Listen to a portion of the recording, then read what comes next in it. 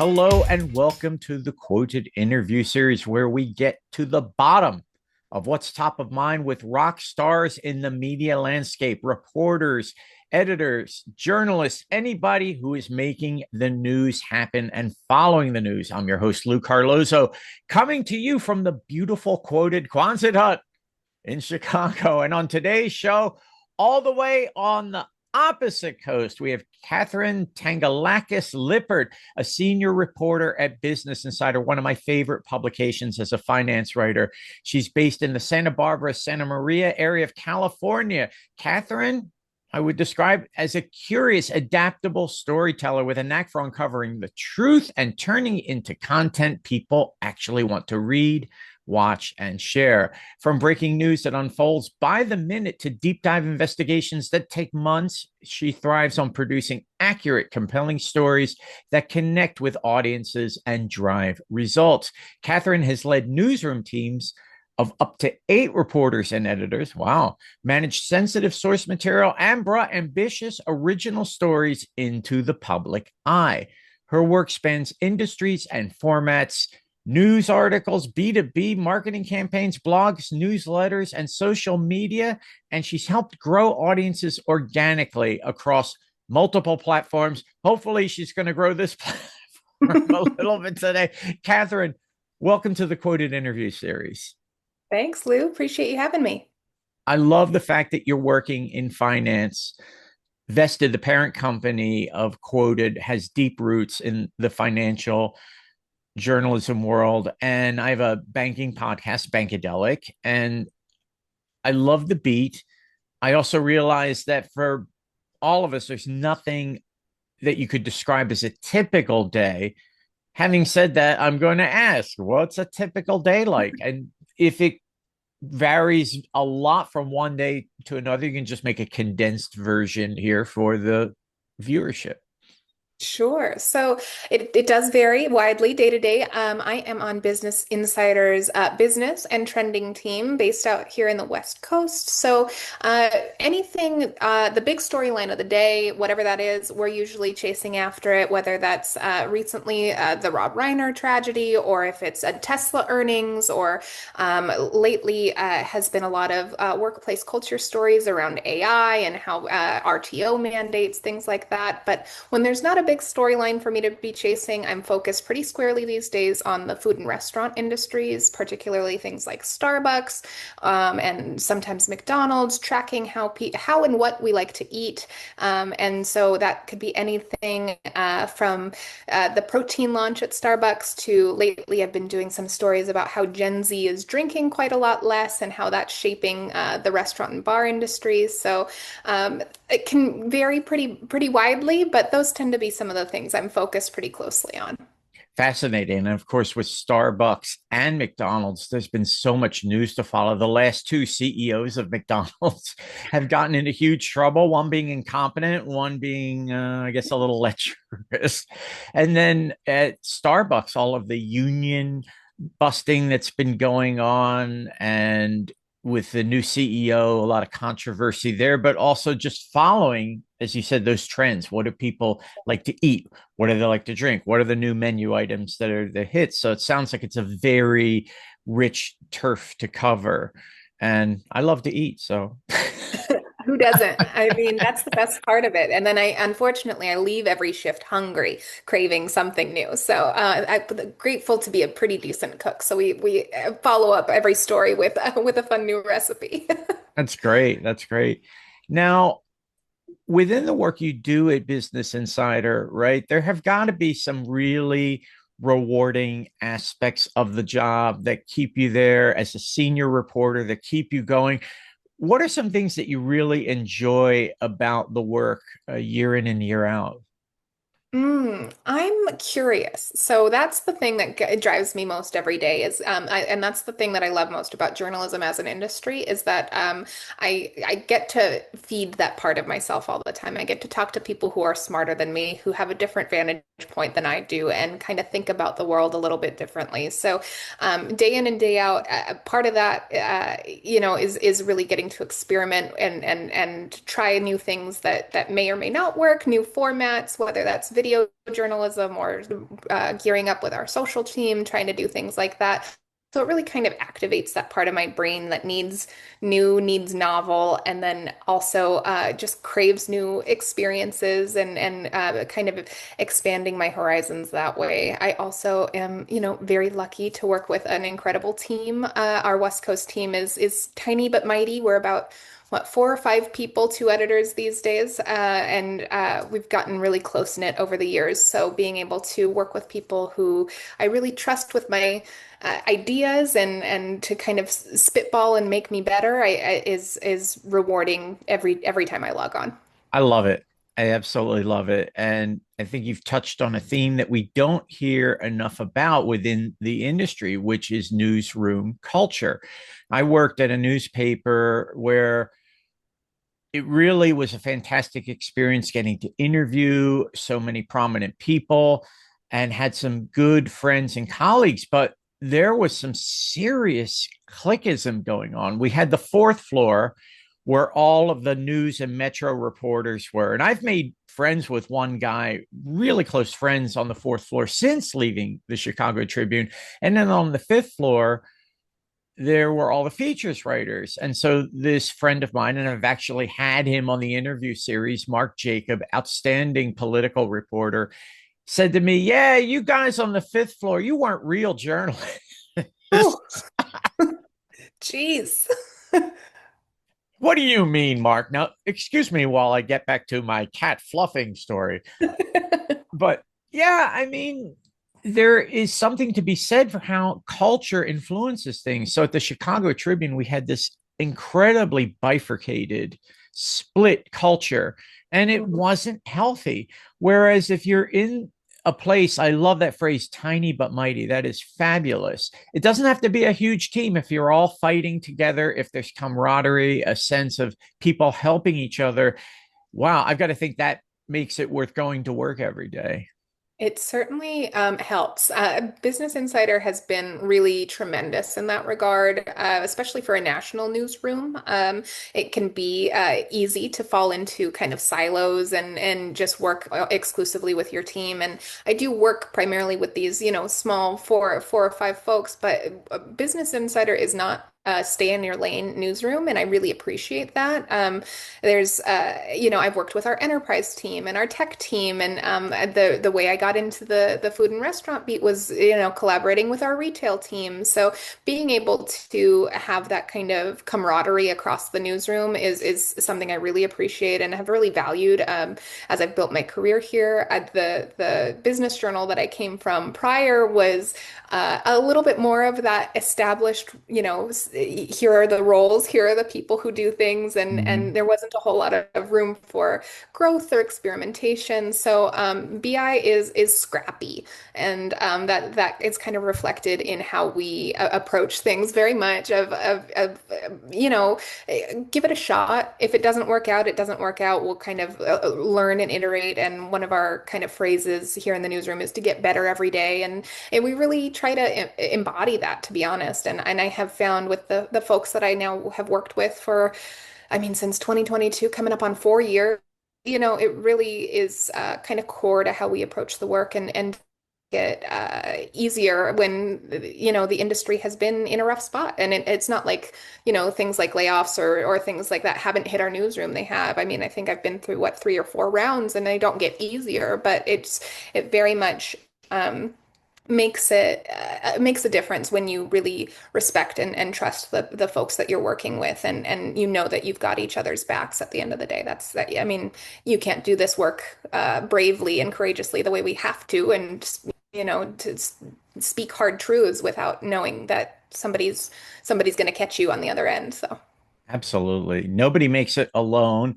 And yep. I think that there's a certain foxhole mentality that those of us still doing it have developed, right? You see friends and colleagues drop off beside you, maybe even journalists you didn't like, but they're out the door, and it's just a crestfallen feeling. At least it has been for me. And you're still doing it. It's one thing to say, "Oh, Katherine, you're fortunate," but it's also a testament to the hard work that you're doing. So hats off to you there. Thank you.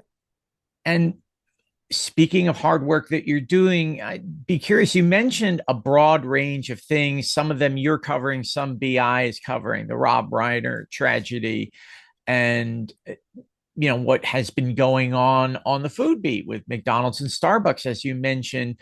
What are some things that you've worked on recently that you are really proud of the work that you've done? I know that sometimes that's a tough question, right? You got to brag on yourself, but I'm asking you, or just that you have enjoyed doing if you're more comfortable with that. Sure. I love personally, lately my Starbucks reporting I'm really pleased with and pretty proud of. This is not a beat that I've been on terribly long, since about June, April, May, June, springtime. And in that time, I've broken a couple stories. I know that the company just finished up this big office for Brian Nickel, their new CEO, down here in Newport Beach, not too far, and was able to get my hands on the floor plan of that just before it was before it was kind of finalized, and was able to break that news. Was able to break some news about when they had store closures. One of their roasteries in Seattle was closing, and that was, as a Seattle native, that was something that was pretty near and dear to my heart. So, following that storyline and breaking the news about some of these severance packages and how staff have been reacting to the RTO mandate, or you touched on the labor problems that have been kind of plaguing the company for a long time, kind of getting deep into coverage there. So really pleased with that. I also have been really enjoying these trend stories that I've been working on. Gen Z in particular, our readers just love to know about what the younger consumers are up to. So I wrote one just published, I think, this morning, that's been doing well, about how Gen Z's drinking habits are forcing the bar industry to change. We did one a few weeks ago about how Gen Z is bringing back communal dining at restaurants, which really resonated with readers. So kind of getting into how different people eat, what they're consuming, and how that's shaping the industry. Those things make me proud of the kind of coverage that I do, and the kind of things that I'm able to swing for the fences for here at BI, and be able to kind of illuminate some of these broader trends across the industry, and specifically with the companies that I'm following. That is fabulous. I love it. And I'm quite serious about this. You got to come out to Chicago. We really do have the world's largest Starbucks here. It is enormous. It's 4 floors, gourmet food. Oddly, no outlets to be found anywhere because they really discourage people plugging in and working on their computers all day long. Beautiful views of Michigan Avenue. But as a reporter, I can say this. I have discovered a secret outdoor deck at Starbucks that they don't tell you about. And if you try to get there, you see signs every 5 feet, no exit, no exit. You have to ignore the signs and you get to the secret deck, which I think is worth a story, but I've never really thought, okay, well, who's going to really care about this? The Chicago Reader, maybe. But I live for fun trivia, and it's just an incredible thing to see the facility. And I'm surprised that a lot of people from outside Chicago, they don't find out about it until they get here. And from a business angle, a legitimate question is, how is this location doing? Is it actually a draw for people and doing well, or is it a loss leader because it's the world's largest Starbucks? So Would be totally curious to see that one. I know I would be curious to see kind of how these unique locations, that either they're roasteries or some of those kind of flagship stores that they open across different cities or perform. Would be super interested in following something like that. I think I'll be in New York in a few weeks, covering their investor day, and hope to see some of the stores out there. And I know they're revamping some too, so there's going to be some facelifts coming, and we'll have to take a look at what the future Starbucks look like here, coming up soon. yeah. And fly back through Chicago or come out later, and I'll also show you the location of the first McDonald's franchise, which oddly enough right now is a parking lot because it was a Oh, museum and nobody was going to the museum, and they bulldozed it. And so all that's sitting there is gravel. oh, It's just bummer. really weird. And that location and the museum have been written about a lot, but McDonald's is an odd company. They don't really always honor their history. The very first the oldest McDonald's location that exists, I think, is in Downey, California. The company refuses to acknowledge it because it's not a franchise. Yeah, I mean, they certainly a curious business model there. Yeah, they really are. But that's Ray Kroc. It was a genius. So he brought Yep. fast food to America. Now, one thing I love to talk about with journalists, and by the way, this doesn't have to be the AI conversation, but there are so many issues right now that I would say maybe plaguing is too strong a word, but are really pressing down on the industry. And I can think of so many that could be a whole video interview between you and I and nothing else. But just if you had to pick one thing that you follow, not just as a journalist covering a story, but as a journalist looking at the profession, what do you identify as one of the things that really has not only caught your attention, but either concerns you or that you're trying to actively learn more about because it's so top of mind? Ooh, it will have to be a little bit of AI there. I'm watching really intently, both from like a news consumption standpoint as well as a news production standpoint, the kind of the impact of this technology on the industry.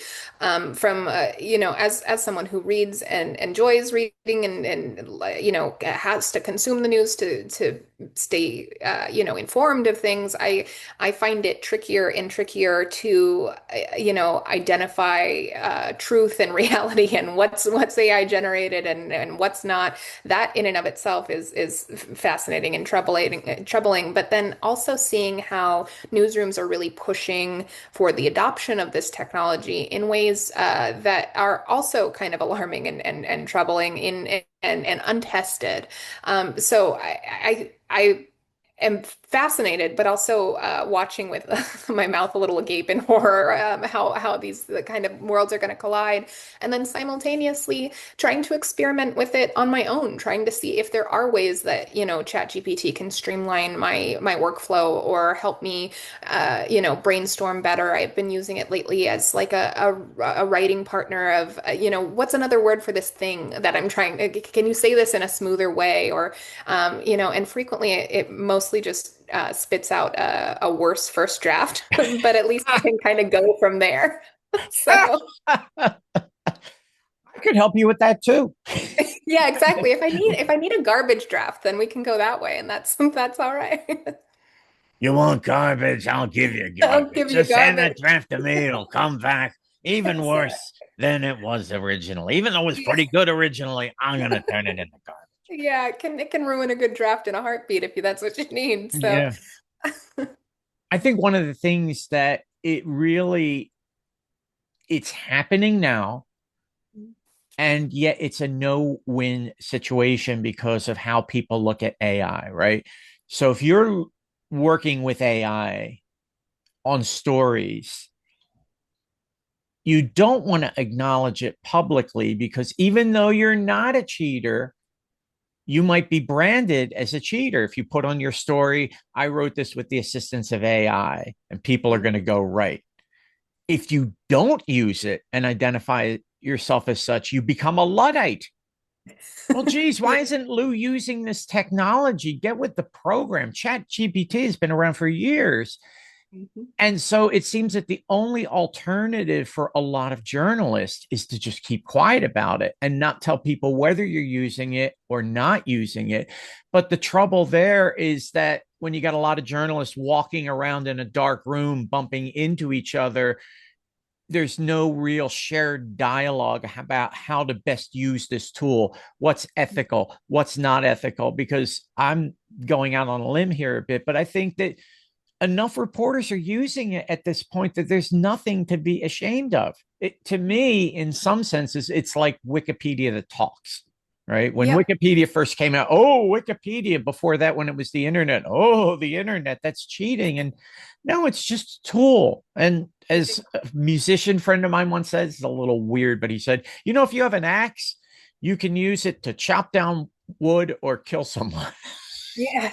It's No, like, I think that's exactly right. yeah. I think it's a tool to be used, or and I do think it is. No, having experimented with it now, BI has, wants to advance our understanding of this tool. So we're all encouraged to see how it can work in our workflow. It has strengths and weaknesses. It can't write. It's not very good at writing. What it is good at is, synthesizing data, pulling out, important tidbits. Obviously, you got to fact check because it makes stuff up sometimes, but being able to kind of take a giant data set and identify, make calculations, or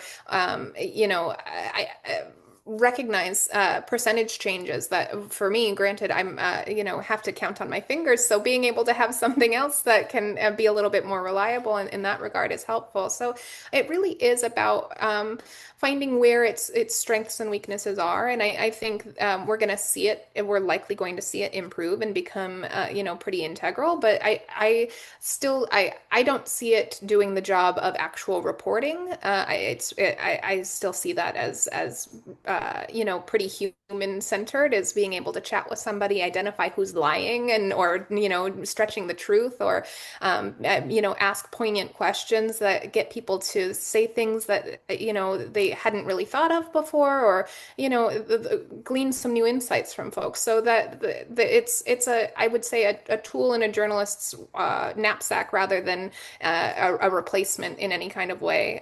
With Yeah. which there I've got my AP style book up there, and I would say my my chat GPT probably gets cracked open a little bit more these days. So Yeah. And the stunning thing to me is that when investigative reporters and editors really made the strong push into data driven journalism, and computers were needed to do that, nobody looked and said, oh, wow, computers, you should take that ream of 50,000 pages of data and do it yourself. We don't want to use computers. And this is a variation on the theme. And I so agree with you. Amen. 110% when you say there's certain things it can't do. Among them, interview a person. Chat yeah. GPT can't do that. Only Catherine can. Chat GPT can't sit down and have coffee with a source. Only Catherine can do that. Only I can do that. Chat GPT can bad ideas back and forth, but it doesn't know when it's hallucinating. And no matter how good it gets at writing, it can't replicate the soul, like in soul music or whatever, right? That heart that we bring to our copy that makes it leap off the page. It could imitate someone else's heart, but sooner or later it's going to fall back into its conventions. And yeah, the hallucinating is still a huge problem too. So, we celebrate all the things that we can do as humans that the computers can't do. Then we can put it in its rightful place, I think. Yeah, I agree. And I think we're seeing this intense like clamoring to see what we can replace and streamline and make more efficient. I think we're going to find a balance with it, or at least hope we do sooner or later, where we recognize that it's one of many tools to use, but it, like you say, it really can't replace the core of the work that we do. Yeah. Absolutely, Reed. As we head off into the sunset here, one of the things I'm impressed of all the people I've had on the interview series, you are definitely one of the most energized I've talked to, really positive. You love your work. The flip side of that, and we all know it, it's not being negative, is that journalism is tough, tough work. It doesn't pay a lot. It's long hours. It's getting stood up by sources. It's having the weirdest social life in the world. Well, sorry, can't go to that party I've been planning to for 3 weeks. I've got to interview someone. And everybody's like, yeah, right. There's a lot to the profession that even on good days can be kind of ugly. I'd love to know why you're doing it and why you keep doing it. What is it that keeps you in the game and so engaged, so positive? Ooh, that's the $1 million question. Um, I think I identify with it so strongly. It's something that has really been instilled in me from a very young age to really kind of seek out that. it sounds cliche, but the truth to power element, someone's got to do it. And I feel like now more than ever, I'm energized by the idea of we need this profession to stay afloat in a world that increasingly wants to kind of squash it and push it down because are we going to rely on AI to do it?